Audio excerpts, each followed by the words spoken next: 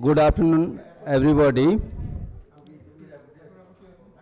This is technical session 9, and in this session, it's my pleasure to request Dr. Rajesh Kumar, librarian, Manav Rachana International Institute of Research and Studies. I request to come onto the dais. And also, Dr. Bhojraju Gunjal, Chief Library Officer, IIT Hyderabad, please come onto the dais as co-chair. And Mr. Madhusudan Haldar, Assistant Librarian, University of Borisal, Bangladesh, I request please come onto the dais as a rapporteur.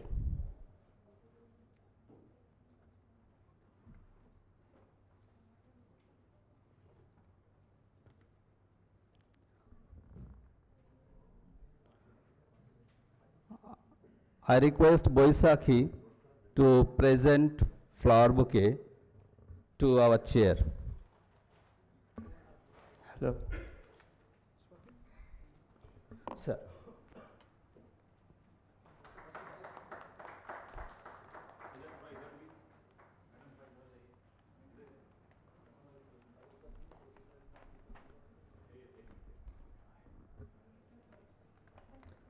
I request Nabnita to present flower bouquet to Dr. Bhojraju Gunjal.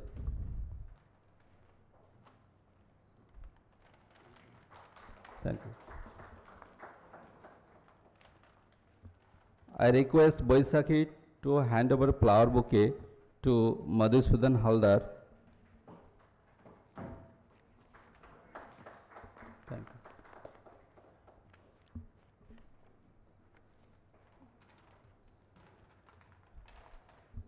Thank you. Dr. Rajesh Kumar is currently appointed as a university librarian of Manav Rachana International Institute of Research and Studies. He has a long experience in the field of library and information science, and his research interest includes library services, electronic resource management, webometrics, and so many aspects. And he is delivering a lot of lectures and invited talks to different universities, so he is a known figure in this field. Again, to short, Dr. Bhojraju Gunjal is recently appointed as a Chief Library Officer, IIT Hyderabad. Before that, he was there in NIT Rourkela, and he has more than 24 years of experience in this field, and he has published a lot of research papers. So with this, I welcome both of you, sir, chairman and co-chair. And also I acknowledge and I wanted to tell that we received another distinguished guest, Madhusudan Haldar, Assistant Librarian. He has come from a long way from Bangladesh to attend this program with a university from University of Borisal. He has also has a more than 22 years of experience in this field. So welcome all of you, sir, and I want wholeheartedly that you please conduct the session. I request our chair to conduct this session, start the session. Thank you. First of all, I would like to thank IIT Kharagpur, and a special thanks to Dr. Sutradhar Saab for giving us the opportunity to conduct this session, including Bhojraju ji and Madhusudan ji. And in this session, there are, I think, 10 papers. So, first of all, I would like to call one by one. How many presenters are here? Number 1, Narayan Ghosda is here. Number 2, Ashish Biswas. 2. Number 3, Mayuri Das Biswas. Okay. And fourth one, Ranjan Okay. Fifth, Sandeep Kumar, sorry, and Pavitra Sharma. Okay. Mitali Sengupta, she's not there. Okay. Shonal, okay, she's here, and Sandeep Ghosh, okay, and Subhajit Panda. So there are 8 papers. And, 8 papers, no? Out of 10, there are 8 presenters here. So we have one we have 1 hour, no? So 8 minutes. 8 minutes to each presenters, and I would like to request all the presenters to present his paper, research paper, with sincerely, nothing else. So, should I?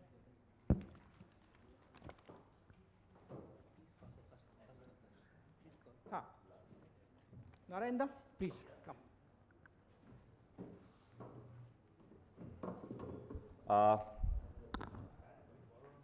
Very good afternoon to you all.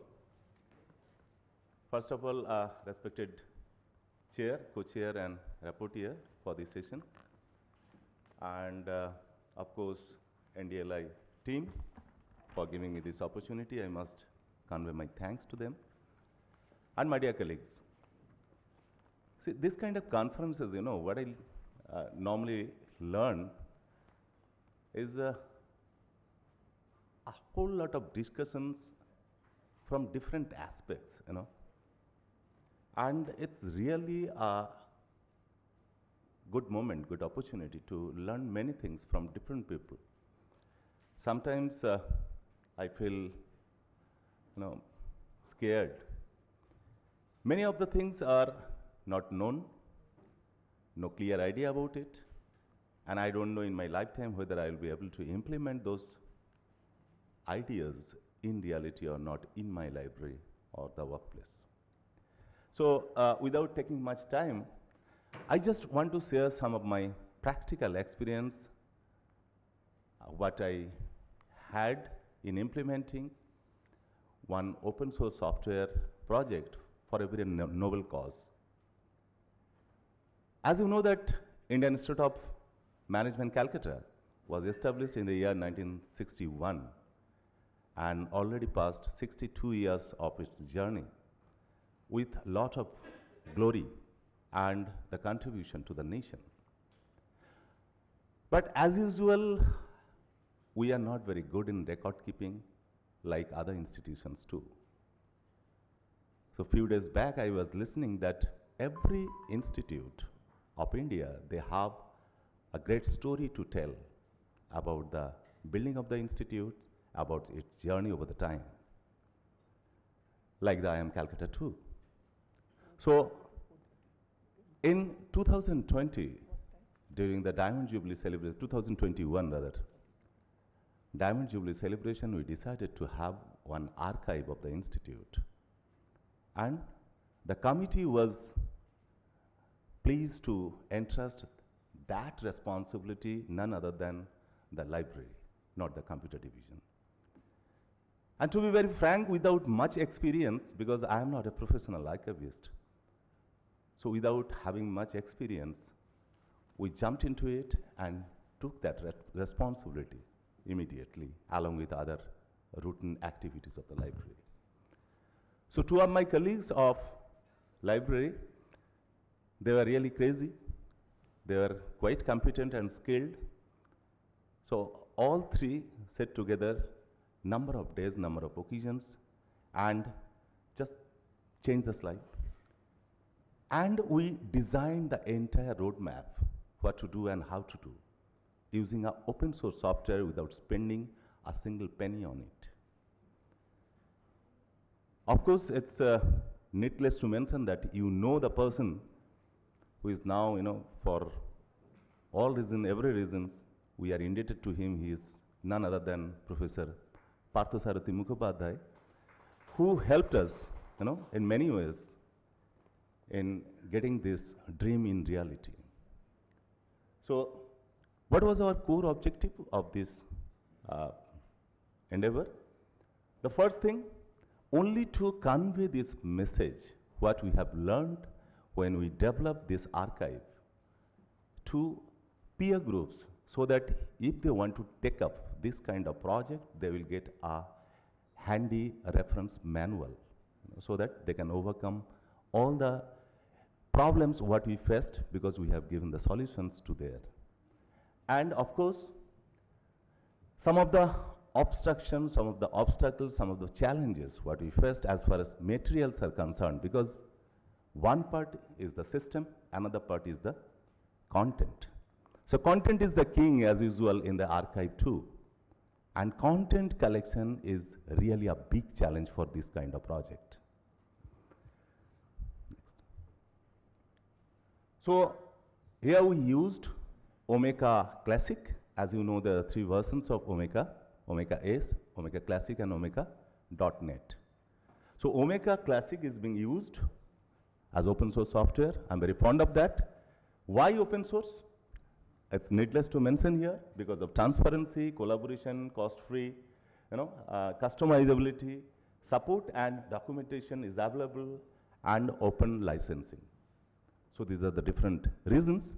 And if you have that competency skill, you are very independent to set up this kind of instances. And sometimes back I mentioned end user, I am Calcutta. Then these are the Omeka Classic, what should I say, the features. I'm not going in detail. And critical prerequisites, at sometimes back I told that expertise is one of the major area. Second thing is the collection of the materials from different corner of the institute, different offices of the institutes. Third is your server, IT infrastructure, your server, public IP mapping, SSL certification, launching to the web, and all those things. And of course, a very planned policy, So these are the system specification. These are the installation. If you just go through our paper, page number 487, you will get all the details given there: script, specifications, requirements, prerequisites, all those things. So I'm not going in detail into that, consuming the time. Again, just go through our paper. I must say, this is the customization part, and the scripts are given there. So it will, the main purpose that it is very handy. You need not to, browse the internet to get any kind of support, for script and anything else for customization, installation, and anything else. Then next. Again, this is we talked about the plugins. We used 21 plugins so far. All are free. And then a YouTube channel we have created for this archive only, and this is embedded. And this is we used DC metadata, and these are the metadata so far we used. What I am sharing practical experiences, what we used in our instance. And this is the relationship, and we use these plugins, Avant relationship, Avant common, and Avant search. So this is the look of the relationship. When you are searching any item in the archive, you will find any other items related to that collection. It will be displayed like a network diagram. Next. This is again a very important area, backup. Of course, you know that any time, it may betray you, so you need to be ready for that. Always keep the backup for restoration in any case of difficulties. And these are the, other problems, and we found the solutions like CSV import, YouTube import, PDF thumbnail, those kind of solutions using other plugins. And these are the different features what is integrated. One is any stakeholder, they can register in the portal, and they can contribute. So the important stakeholders, of course, the alums, the former faculty, administrative staff members, and other people, so they can contribute. We can have the metric and usage of the archive, which is very important in today's world, how far this is being used by the outside world. And anyone can comment for future development so that we can work further on that and develop it. And the policy, of course, initially I mentioned that it should be very clear-cut, written, and approved by the competent authority, so that in future you should not face any kind of problem. And I'll just take 2 minutes with the permission of chair. Just click here to give you a feel of the archive. It's now public.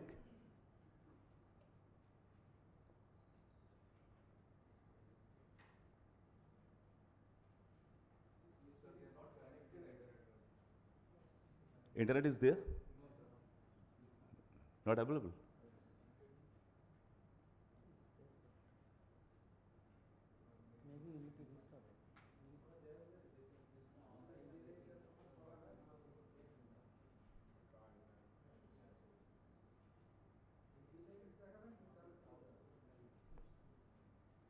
It's not opening? Yeah. So just scroll up and down.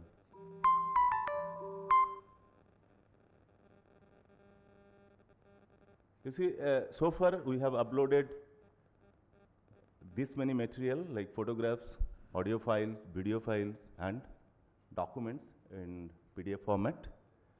Just go and explore that. Click the explore one. Go up, scroll up, explore.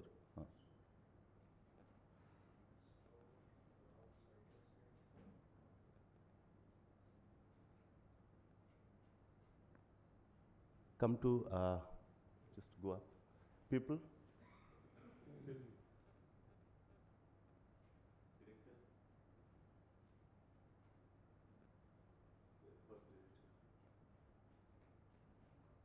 As I was telling you, that this kind of a network, immediately will come up along with his biosketch.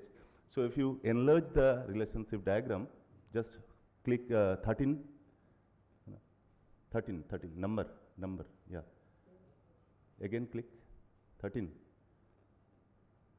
So when you are searching the archive, wherever that particular person, I mean the founder director is available, in any event, any situation, anywhere, you will get to know immediately from the archive itself. Okay? So there are many more things are available here. So if you are interested, please go through our archive. And my appeal to all my colleagues, that we are talking about digital libraries nowadays. I believe the grey literature, the history of the institute should be preserved in such a way so that it will become a very important source of information in future. Thank you very much. Thank you, Da. Next, Ashish Biswas.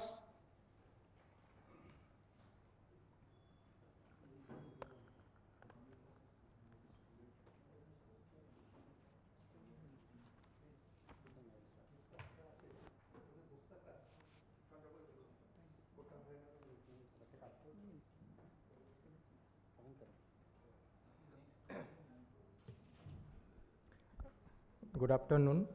Myself Ashish with my co-author Mayuri Das Vishwas. This paper is Creation, Curation and Dissemination of OERs in India, an analytical study. So far in this seminar, as far the second day is going on, some discussions has already been done over OER, but our presentation regarding our point of view of creation, curation and dissemination.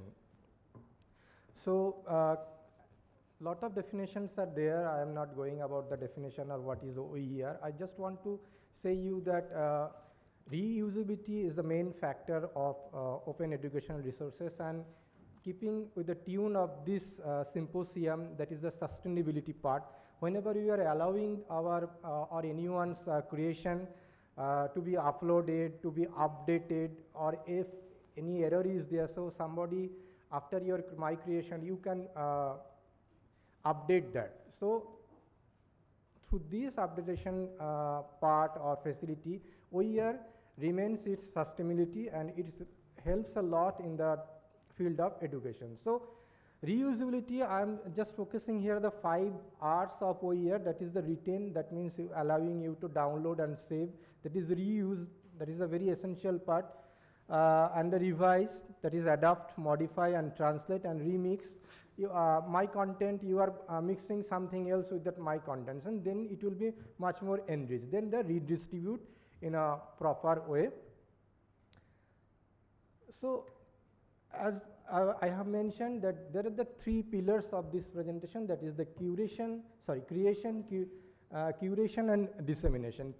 As for the creation, I have already mentioned that the sustainability part is the main factor of the OER, because it is allowing you to be updated. Then the curation, how I am arranging this all these OERs according to solve this specific purpose, according to disciplines, then again micro disciplines, that is the according to modules, according to units. So whenever I am using the, I am wanting something information on particular units of my course module, so I am just clicking on that unit. So in this way, curation helps to helps OER much more effective or relevant, or much more the specific purposes will be solved through this curation part whenever it will be arranged in a proper way. Then the dissemination. Basically, I have found that dissemination is 3 parts are there. That is the one is the repository, basically that is the institutional repository, and another one is the repository.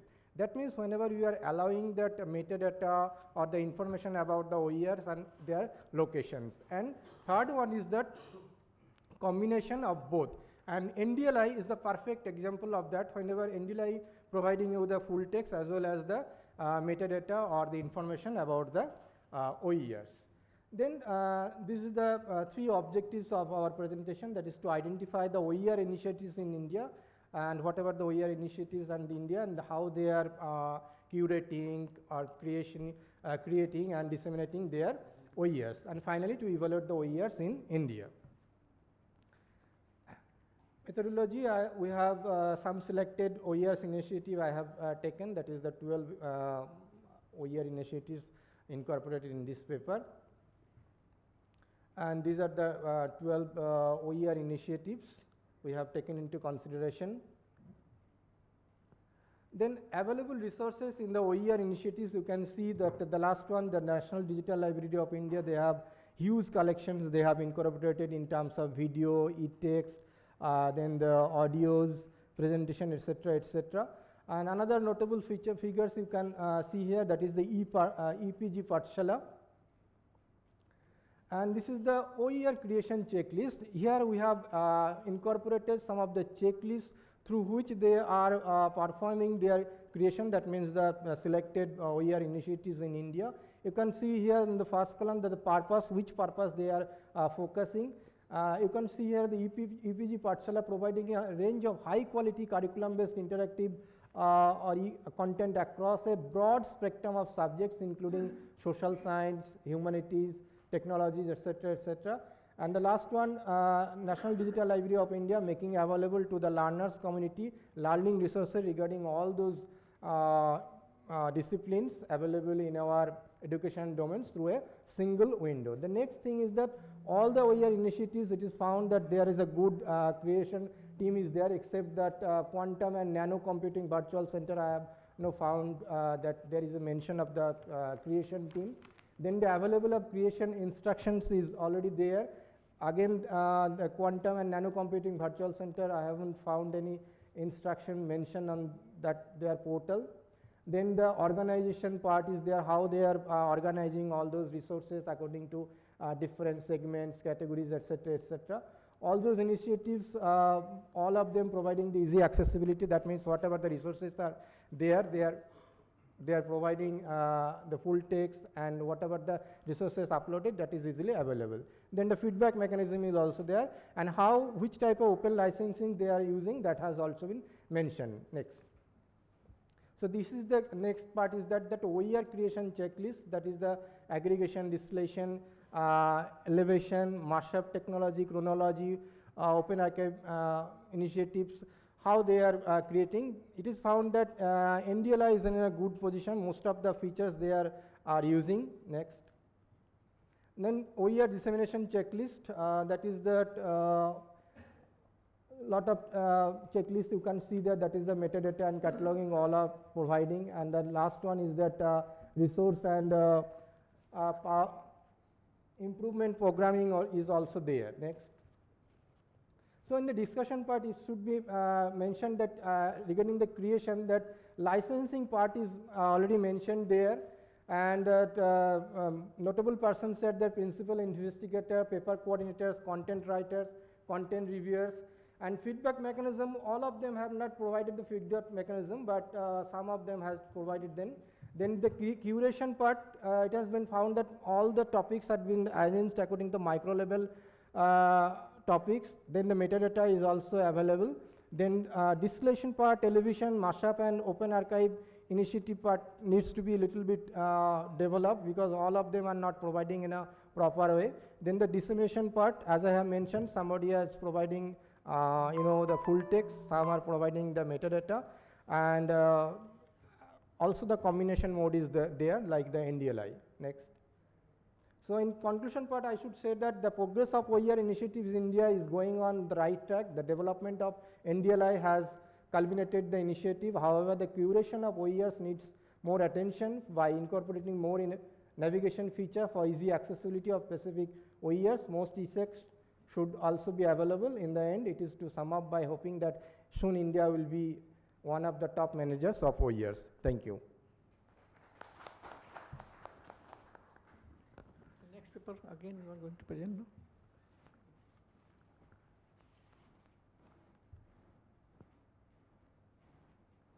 Come to the next.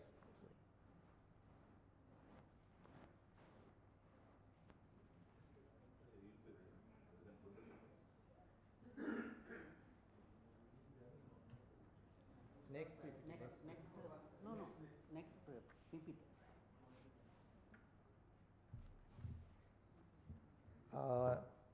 The principal author unfortunately absent, so the responsibility on me to present her paper. So this is the paper on that is the preprints, open access to scholarly communication through preprints, accelerating sustainable development in education. So regarding the preprints are drafts of research papers that are publicly shared to disseminate the research output of scholarly community prior to peer review. So preprint servers are online repositories that enable researcher and academician to post early versions of research paper online. And with the open access facility, this is the discovery of these preprints becomes much more relevant. And in this way, because of the open accessibility, it becomes the sustainable development in education, scientific research through the preprints gets much more relevant. Next. The objective of this paper is to identify the source of preprints and assess the development of preprints in providing open access to research output, to analyze the content and explore the credibility and challenges of preprint servers, to evaluate the open access preprint servers and identify the standard ones. Basically, to analyze the condition of the preprints and servers and how they are doing all these things, this paper has taken into consideration that 91 preprint servers taken from the directory of open access preprint repositories. It has been done on 16 September 2023 up to that point. So findings analysis, unfortunately because of the big tables, the tables has not been incorporated here. It is found on the page number 528 to 534. 82 preprint repositories has the open status and 9 repositories have the closed access. Closed access means they are not accepting the preprint. Whatever there are, so up to that no updatation is going on regarding these 9 preprint repositories. Next. You can see here number of preprint repositories funded by various sources through agency, internal funding, community operator services, So you can see here the internal funding is still playing the major role regarding the preprints maintenance of the preprint servers. Then the submission time for different preprint repositories, you can see here that up to 1 week still playing the major role. It needs time for 1 week for the submission purpose. Here you can see that repositories supporting various other open science categories, open source, interoperability, terms of use, certification, user committee, scientific committee, conflict of interest. You can see here that regarding the open source, number of repositories in support, that is the 50 plus repositories are supporting the open source category. And you can see the access to content, all those 91 repositories, they are providing you that access. And number of repositories using different services. Basically, these are the search mechanism they have incorporated in their preprint servers. That is, you can see here that still Google Scholar is playing a major role. That is 68 repositories, preprint servers are using Google Scholar. Another notable Altmetrics, Microsoft Academic and Hypothesis is also there. A number of repositories that continuation, that is again here you can just share, Unpaywall and Plaudit. 24 preprint servers are using Plaudit. Here you can see the number of repositories performing following functions. Different functions they are playing. You can see that commenting and annotation is playing is done by 61 preprint servers, indexing and searching by 73, metrics 83. So these are the different functions they are already providing. And some of the technical aspects of the preprints analyzing part in the paper, you can see the detailed discussion over that. Here I have just mentioned the point, that is the submission process, version control, for example, bioRGB, metadata, licensing, search and discovery, categorization, digital DOE assignment, peer review integration, and usage metrics, APIs, archiving, accessibility and usability. That is the repository preference aims to provide researcher with user-friendly interface for uploading, finding and reading preprints. So a variety of devices and browsers are supported through this mechanism. Then the integration with academic ecosystem. This is very vital for the sustainability purpose. Next. And some of the challenges they are facing to maintain the preprint server, that is the lack of peer review. It's not that preprint is good, but all the contents, they are always not properly peer reviewed. Then the quality control, misinterpretation and hype, ethical concerns, limited citations, version control, incomplete data, and copyright and licensing. In conclusion, it should be said that with the gradual growth of preprint graph and its open access facilities, finding innovative solutions to address multiple social, economic and scientific problems and issues has become easier. So which in reality has assisted with a roadmap for sustainable education around the globe.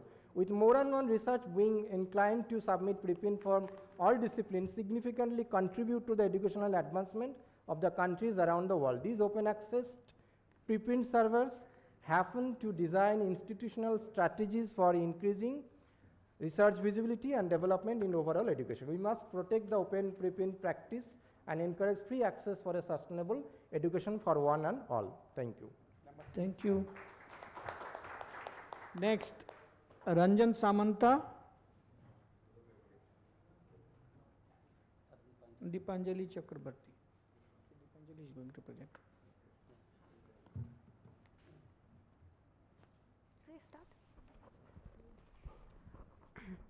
Good afternoon, one and all. My name is Dipanjali, and today my topic is the World Bank Open Knowledge Repository, digital platform for research collaboration of Sub-Saharan Africa Sustainable Development Goals. So to begin with, in the last decade, our country and the world has seen a rapid development of repositories. Some of the very well-known repositories are very own NDLI, then we have NPTEL, we have Project Gutenberg, Million Book Project. Out of the lot, the lesser known repository is OKR, which is Open Knowledge Repository, and today my research is entirely on the particular repository. So in order to research, the following objectives I had was giving an overview, finding out the utilities and DBMS structure, evaluate the contents of the OKR, and also pointing out the top country that contributed in the OKR, and also the top subject that has been viewed mostly by the users. And finally, I had found out the correlation between the downloads and view of the top item of the repository. In order to do that, I have searched thoroughly the repository till 15th of September, and when doubt arose, I just used the FAQ section. So the overview, the Open Knowledge Repository is the official open access, freely accessible repository of the World Bank. It contains all the intellectual output of the World Bank. It was launched in 2012. It is built on DSpace. It abides by DCMI structure as well as OAI PMH, and is available in 20 plus languages. Some of the features, licensing, to make the content available for the user, all the contents available in OKR is licensed under Creative Commons license. The open data that are available in the OKR is mostly searched with the help of by country and by subjects. The microdata library is a very interesting concept. Since I mentioned that the repository is mostly focused on Sub-Saharan Africa, there are many communities in there. So this repository contains information about the communities located in the Sub-Saharan Africa, information such as their surroundings, their financial condition, etc. Research and publication. This repository contains publications such as books, journals, statistical reports, data sets that dates back to year 2000, and projects, since OKR also, the World Bank also provides low interest grants and loans to the developing country for the developments. So the utilities, since it is an open source, open access repository, the collection is abundant and users can always access it from anywhere they want. It is open access, it is available in multiple formats such as PDF, CSS format, etc. They have featured collection on various topics like COVID-19, economic growth, poverty, etc. And they have advanced search filters, which is like keyword, author, publishers, publication date, year, etc. So the DBMS structure of OKR is very standard.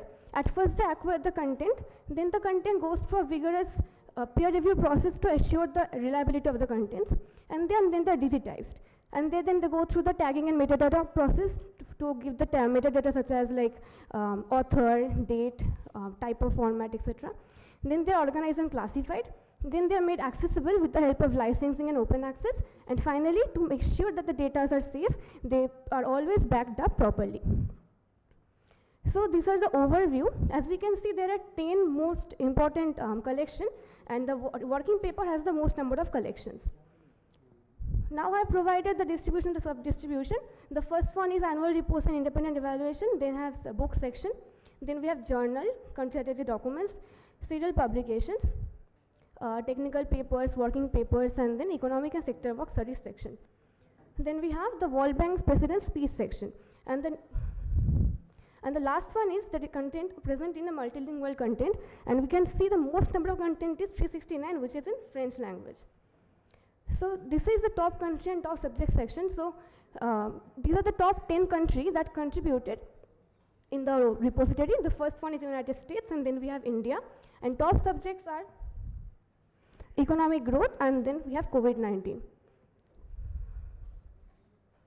And then we have the correlation analysis between the social media score and the views. And I have used the RStudio package, and I have used the Pearson product movement correlation formula. Kindly conclude, please.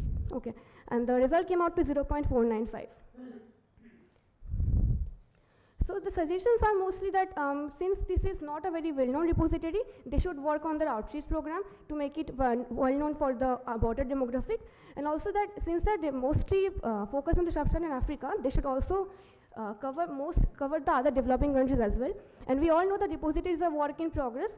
So if they can find out the lacunas and work on it, it will become a very well-known repository and a very go-to one for the research communities. Thank you for your patience. That's all for today. Thank you, Dipanjali. Now, Sandeep ji, please.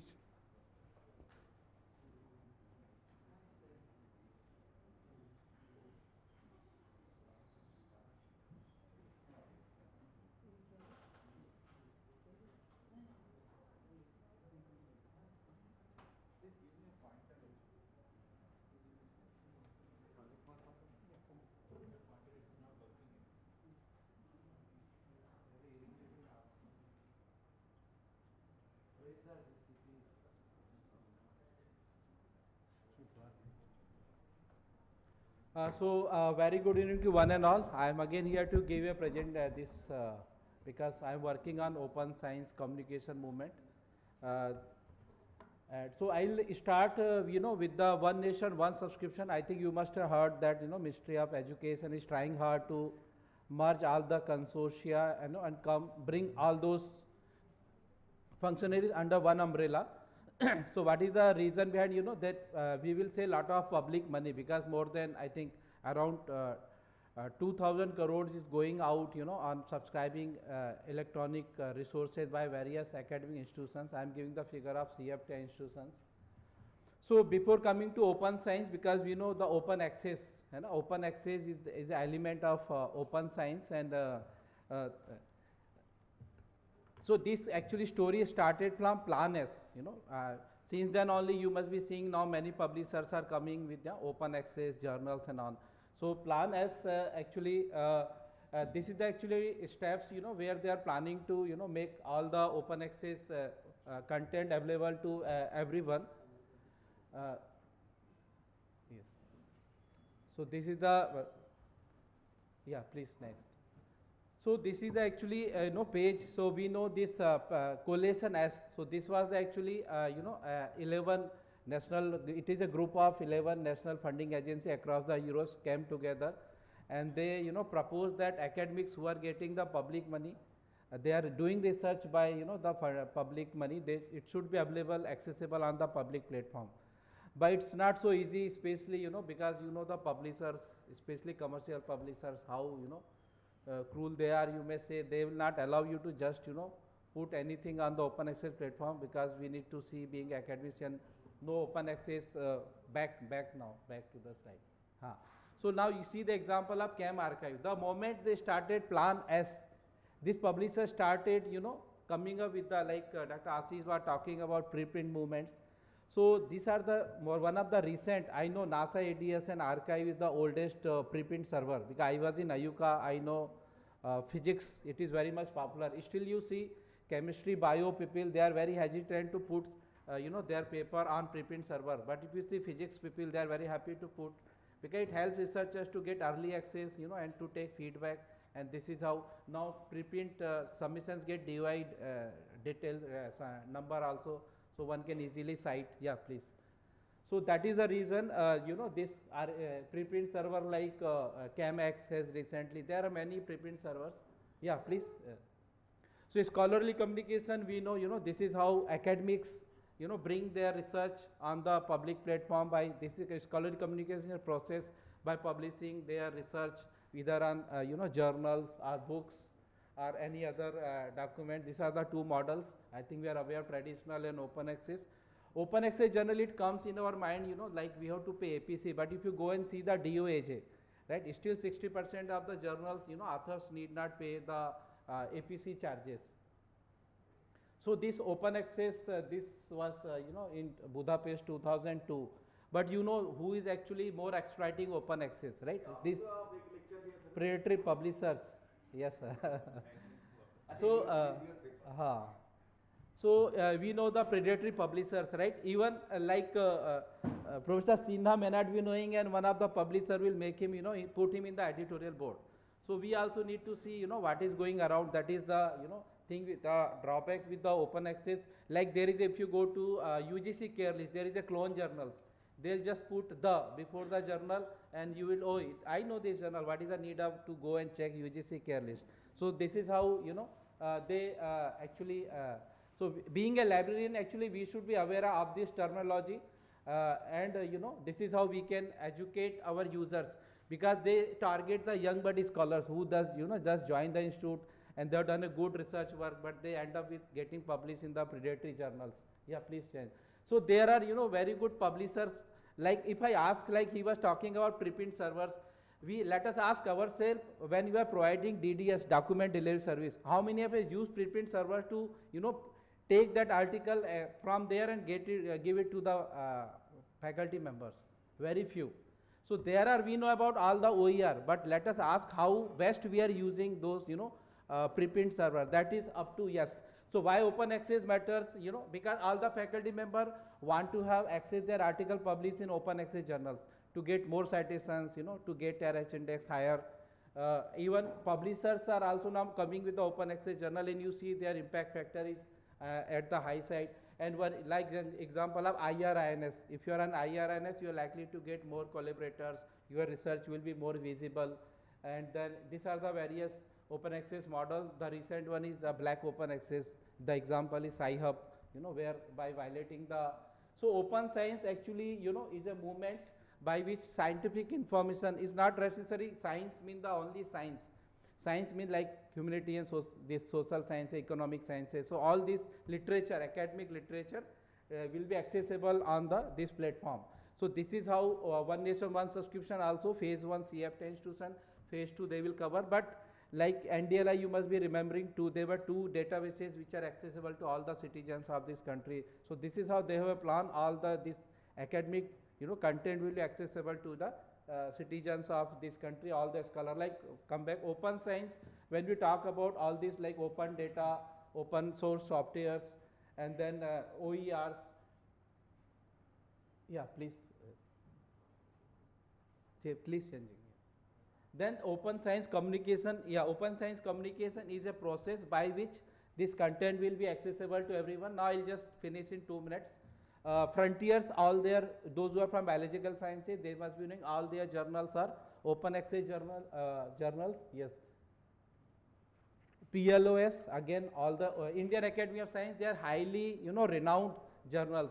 So when we are, you know, sometimes we are giving lecture on literature search to students, we should tell about these resources, right? Yes, please. Then Wiley, I think recently he was telling yesterday, Hindwai, though Hindwai in SAGE we do not consider at, you know, very highly, but they also have a more than, you know, 600 open access journals. So yes, so you keep please continue. So what we have to do from here, being a librarian, we have to make all those, you know, content, all those open access journals on the our just last 1 minute on our library website. So these are the examples. I just put a screenshot over here. All these academic publishers, you know, by under social corporate membership, many of their journals on open access platform. Yeah, please keep changing. Like IMRAD, IEEE, NPG. Yeah, please keep changing that. Yes. So like DUAG, if you see, you know, out of 20,000, these are the 13,000 journals are without fee. Yeah, please keep changing. So these are the few publications, you know, which are every institution, if you see their publications, many of them, they are open access platform. So there you can create idea for embargo free publications.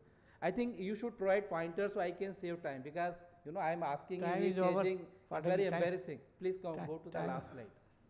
I request to the host to make sure this pointer is working. Yeah, please go to the last slide, because a lot of time I spend in asking him. Say the last. There are 3 papers more. Please conclude. Please say the last end button. Last. Yeah. So what is the, I'll conclude my presentation saying that being a librarian, we should be aware of this open science communication, and whatever is available on open access platform, it is our duty to communicate to the users through our user orientation classes, as well as we need to put on our library website and also through our official social media platform. Thank you. Thank you, Pathak ji. Next, Pratibha Sharma.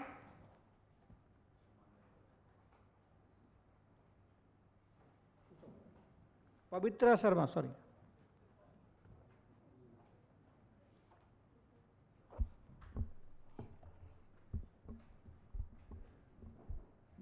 A very good afternoon to all the dignitaries on the dais, off the dais, and one and all present here. Okay.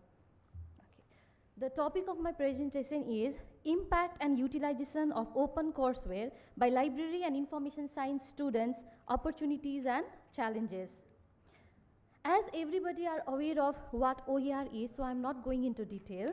So this paper highlights the impact and utilization of open courseware, and it also investigates challenges that are associated in accessing these courseware among them.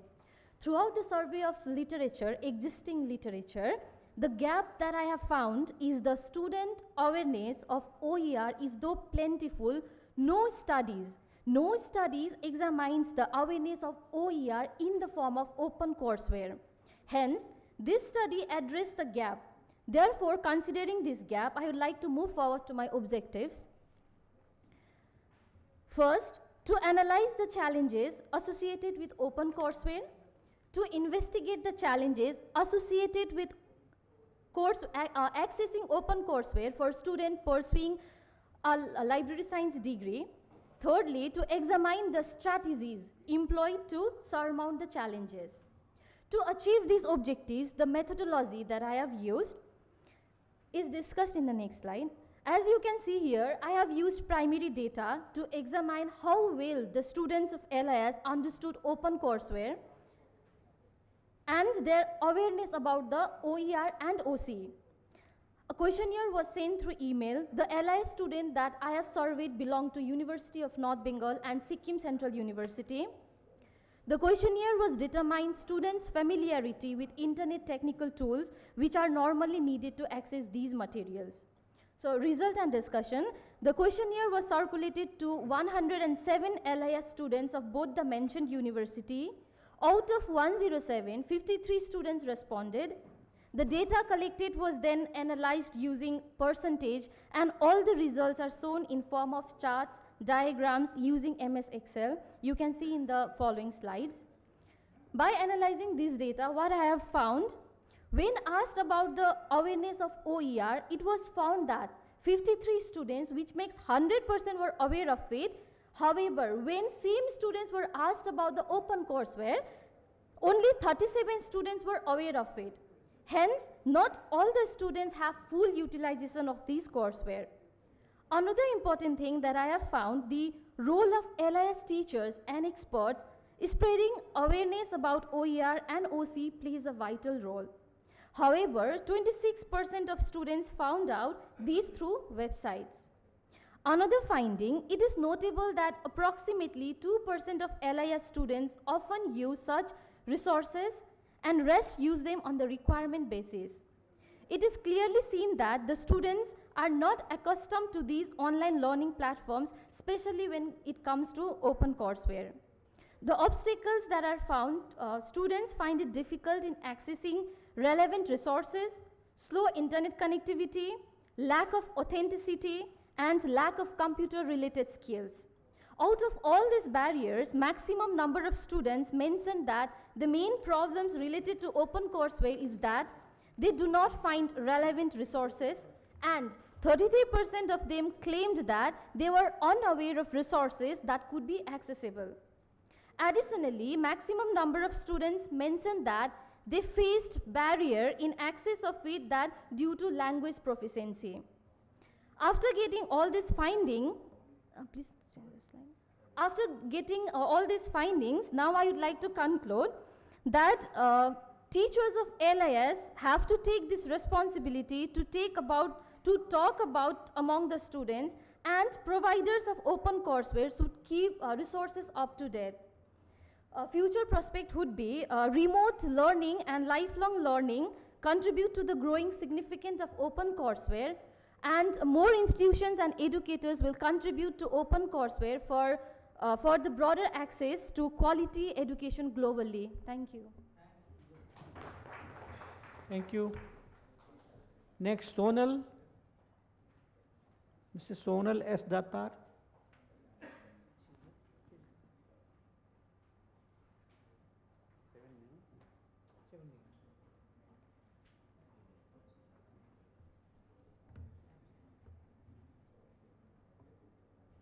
Good afternoon to one and all, the dignitaries on the dais and all the participants and technicians and all who are present here. Now I am reading my paper. The topic of my paper is the application of emerging technology, that is AI, ML, NLP, AR and VR in digital library. Now the objective of this, sir, next slide. Artificial intelligence is one of the emerging technology of this time. AI is widely used technology in library services that can transform the library services in age of information technology. This paper aims to highlight the use of this emerging technology in library operations and services. The methodology I used is the qualitative method using the review analysis, using the keywords like expert system, robotic library, smart library, artificial intelligence, and smart technology and electronic resource management. This study highlights the positive and negative consequences of emerging technology in library services and its possible solutions. Evolution of libraries. We all librarians know that from the clay tablet to the emerging era of this AI, library has evolved through and adopted the new technologies. Artificial intelligence in library can be applied for descriptive cataloging, subject indexing, reference service, technical service, and shelf Kindly reading. skip this, madam. Come to the objective one. Objective is over. Now I will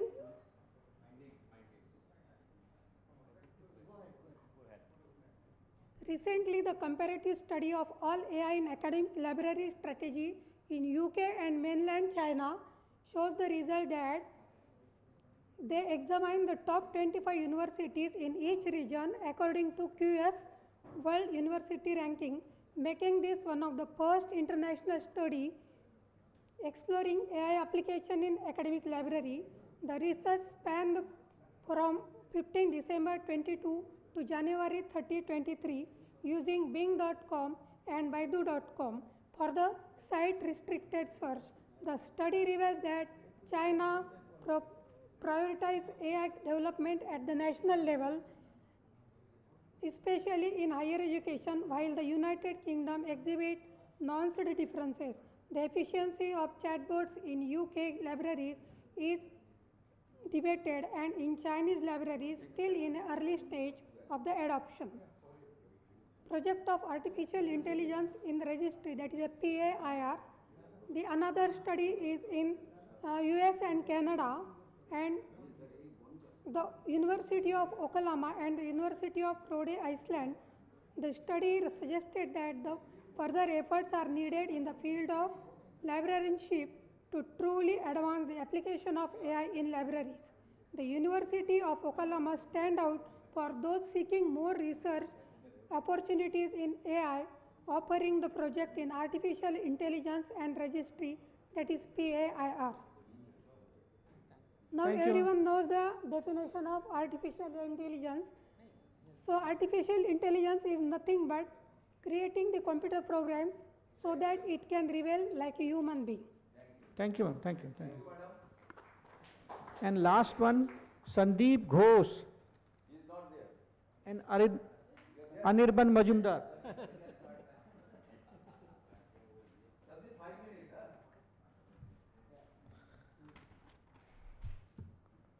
So, welcome to all. Here I am presenting my paper. The title is User Satisfaction with the Digital Services of Public Libraries at Kolkata. Next. So, public library, the role of public library is to meet the needs of society for education, information, and personal development. Next. And the digital services, it includes e-book, e-journals, online databases, and it can be accessed through computer via internet. Next. Previous survey reports on satisfaction. First of all, new technologies, databases, and more innovative systems for accessing information have made the library more complicated, and the plenty of resources available and the complexity creates the problem of users. Go to the objectives. Okay. Yeah. Objectives and results. So the main objective of my study is that mainly to verify whether the attitude affects on perception of users, and the last one is to determine the effect on users' perception about complexity. Next, methodology, target population, users of government and private sponsored public libraries. Next. Here I have used entropy model for weights calculation and semantic differential scale method for determining the additional attitudinal score and the calculation made on SPSS. Results are the result is that first of all, users' attitude of digital services. Most of the users having their positive attitude. Kindly conclude, please. Conclude. Findings. Yeah, findings. Okay. Okay. Findings are highest value of attitudinal score is belong to access facility.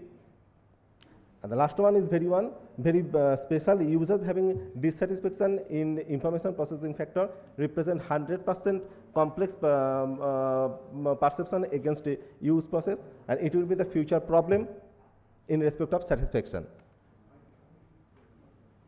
Next. So I have two suggestions here. First of all, OPAC should have to be user friendly, and if possible, applying a related keyword based search to provide more recall arranged by weight according to the message Baxendale. Next. Conclusion: users are very much satisfied, but the problem is that problem is lying in the complexity, which requires more awareness, assistance, and update in nature. Thank you. Thank you.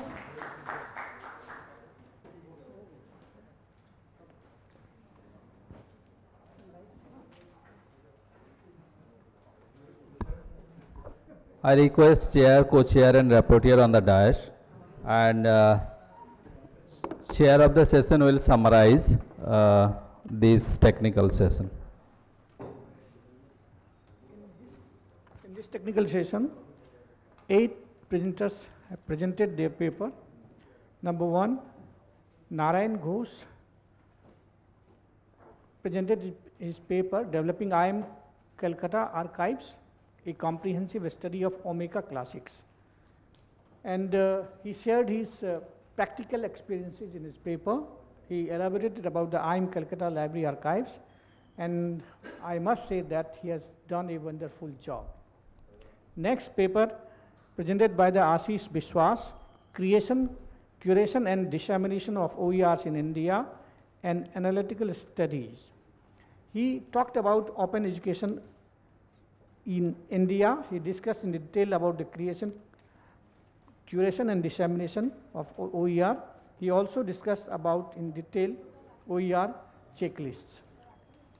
Next paper presented by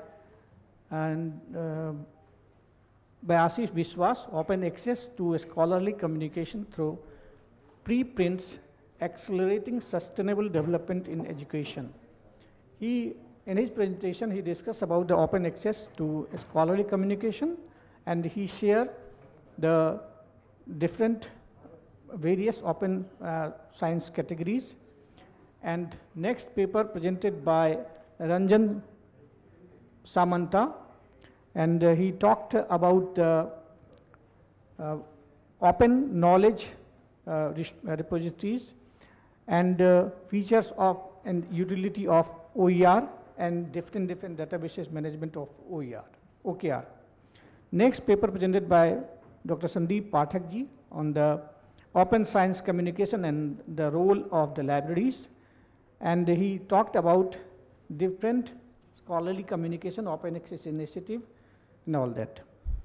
And sixth paper presented by Pavitra Sharma, Impact of Utilization of Open Courseware by the Library and the Information Science Student, Opportunities and Challenges. And she talked about the impact of and utilization of open courseware and open educational repositories and all that. She also talked about the application of emerging technology, about AI, ML, NPL, and all. And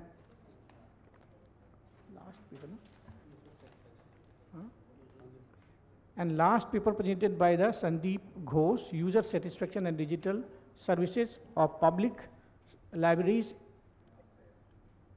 at Calcutta. And he discussed about the user satisfaction with the digital services of the public libraries. All the papers, all the presenters have presented their paper very nicely, but I must say that the tie between Pathak ji and Narayan Ghosh sir's paper, I think both papers are excellent. Yeah.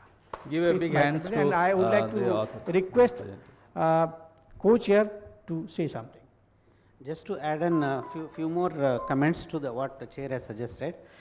First, really, I just wanted to congratulate all the presenters and most of the research papers and practical implementations.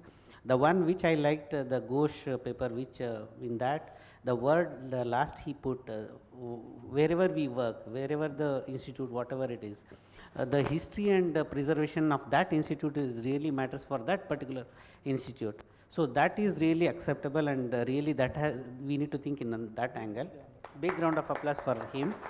And one more small suggestion to the paper which has been given, that sixth one, Pabitra Open Courseware. Is she there? Left. Okay. So just to give feedback to that, there was some, when she is mentioning about the open courseware by the LI students. So one part which I was saying that missing is the source of the coursewares and also examples of the coursewares. If she can add to that paper, that will really give some more value add to that. So that's it from my side. No, say something, sir. Thank you.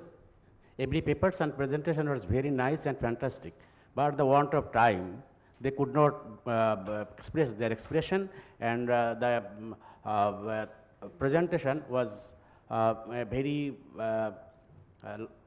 short time. They could not express their practical experience. Thank you. Yes, thank you, sir. And on behalf of organizing committee, we are extremely grateful to chair, co-chair and rapporteur, sir, for nicely conducting the event and timely completing the event successfully. So now it's time to felicitate our chair, co-chair and rapporteur with a memento. Now I request Professor Durga Shankar Rath, sir, to kindly hand over memento to our chair, Dr. Rajesh Kumar.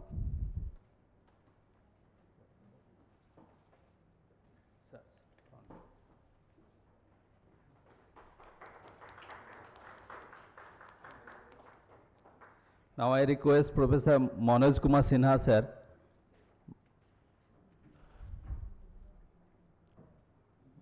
to hand over memento to Dr. Bhoj Raju Gunjal, sir.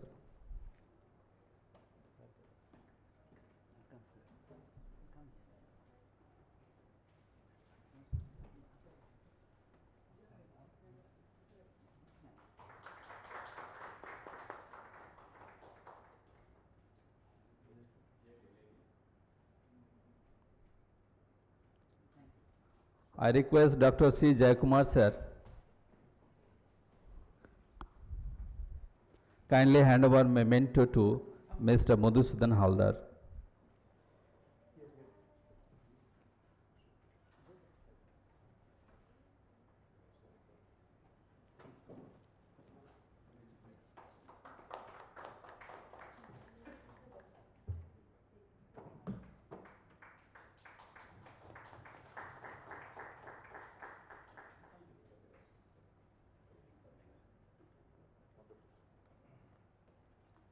So now I request our chair, co-chair and sir, one second, and rapporteur, sir, to hand over memento to all the successfully presenters of the paper of this session. So I request all presenters to come here. Ghosh sir will receive two, no? Already. Sorry. Please come. Please, please come. Sir, front.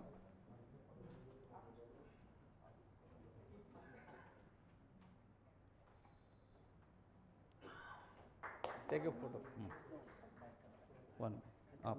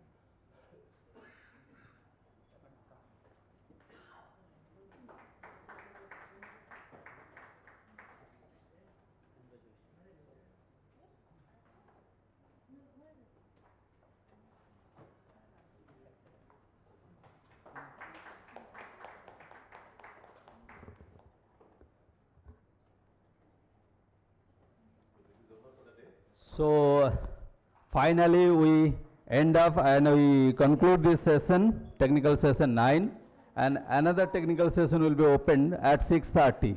So be seated at 6:30. So I request,